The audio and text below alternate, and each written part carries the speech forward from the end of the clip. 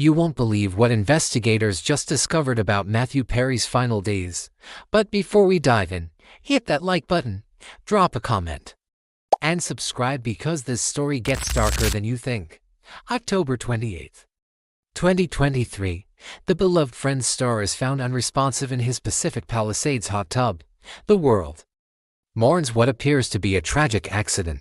But 10 months later, federal agents make 5 arrests that expose a sinister underground network that preyed on Perry's addiction. Meet Javine Sangha, the so-called Ketamine Queen. From her North Hollywood stash house, she ran a sophisticated drug distribution operation, selling ketamine to celebrities and wealthy clients desperate for their next fix. But Sangha wasn't working alone. Dr. Salvador Plasencia and Dr. Mark Chavez, licensed physicians who took an oath to do no harm, were supplying Perry with massive quantities of ketamine outside any legitimate medical protocol. Text messages recovered by investigators reveal Plasencia asking, "I wonder how much this moron will pay," just weeks before Perry's death. He'd injected the actor with ketamine in a public parking lot. Then there's Kenneth Iwamasao, Perry's live-in personal assistant, who admitted to injecting his boss multiple times a day despite having zero medical training, on the day Perry died.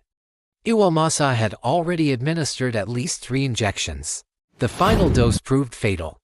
And connecting them all was Eric Fleming, the street dealer who served as the middleman between Sangha's operation and Perry's desperate need for more.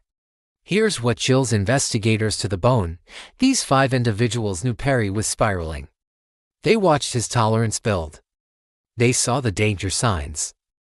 And instead of getting him help, they saw dollar signs. In the final weeks of his life, Perry paid over $15,000 for vials of ketamine that cost his suppliers just $800. The toxicity level in Perry's system at death was equivalent to general anesthesia. He never stood a chance. 5 people now face federal charges, including conspiracy to distribute ketamine and distribution resulting in death. But here is the question that haunts this case. How many other Matthew Perrys are out there right now, trapped in the same predatory cycle? If you want the full investigation into how this network operated and the disturbing details prosecutors are still uncovering, that story is here on this channel. And trust me, this is just one thread in a much darker web. The question is, are you ready to see how deep it really goes?